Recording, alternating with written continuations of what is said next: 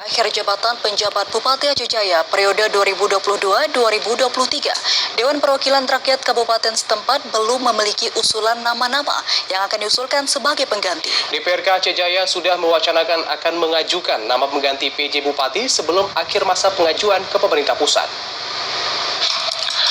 Menteri Dalam Negeri Muhammad Tito Karnavian meminta Dewan Perwakilan Rakyat atau DPR Kabupaten Aceh Jaya segera mengusulkan nama-nama calon pejabat untuk mengisi kekosongan jabatan yang akan berakhir pada tahun ini.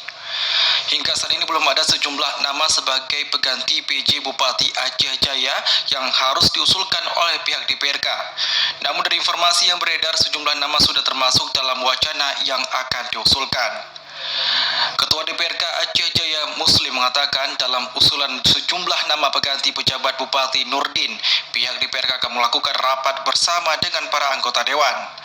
Sehingga saat usulan tersebut ada satu kesepakatan dan satu pemahaman dalam mengajukan 3 nama pengganti PJ saat ini.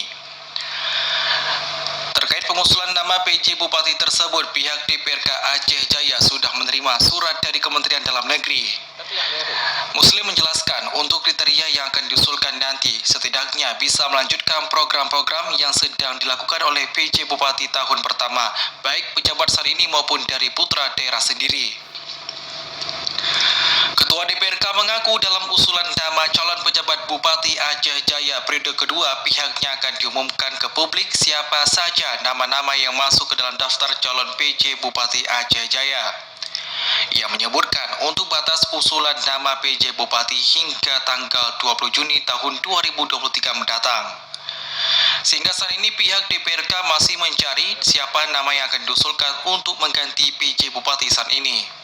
Untuk surat dari Mendagri sudah kita terima di mana tertanggal 5 Juni 2023 untuk pergantian PJ, dan kita sendiri untuk saat ini belum melakukan usulan, baru wacana akan melakukan usulan kembali. Ya, untuk kriteria calon PJ Bupati itu sendiri bisa jadi kita melanjutkan perpanjangan di mana saudara Dr. Nurdin sendiri, ataupun bisa jadi kita akan mengusulkan putra daerah sendiri.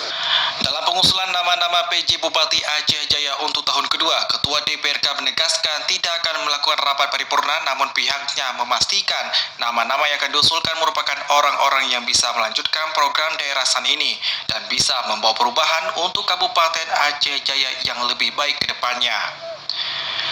Dari Aceh Jaya, Musliadi TVRI melaporkan.